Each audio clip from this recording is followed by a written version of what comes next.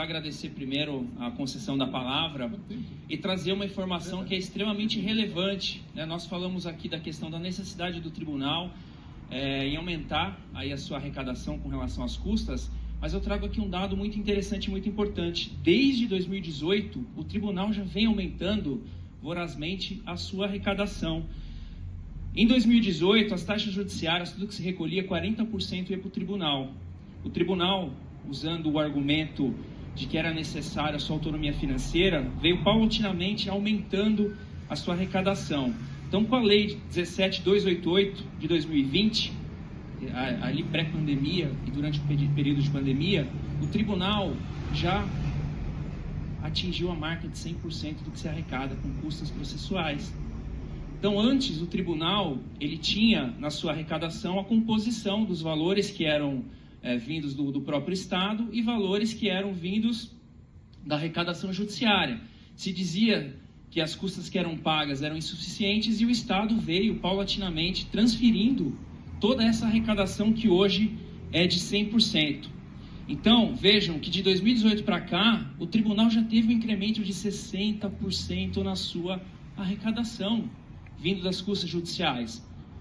Em contrapartida, o tribunal veio fazendo a redução, né? A Patrícia trouxe aqui para a gente a redução de horário, a redução do servidor presente, a redução de circulação de pessoas, que aí vai desde produto de limpeza a qualquer outro tipo de insumo que se utiliza quando se atende a população.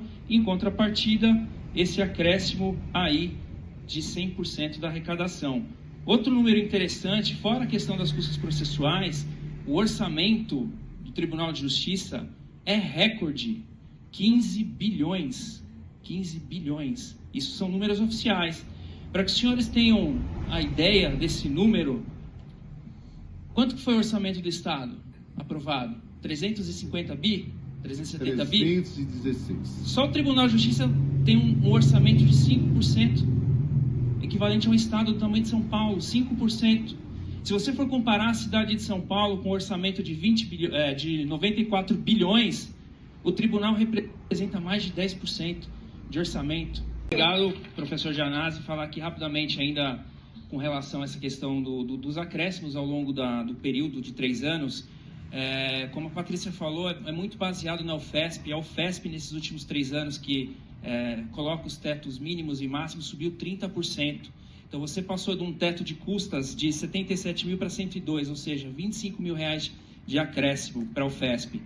Se você for levar ainda o critério de DH no Brasil, para se recorrer em São Paulo é 4 mil vezes mais caro do que recorrer em Brasília. E a gente sabe que a renda per capita em Brasília é muito maior do que em São Paulo.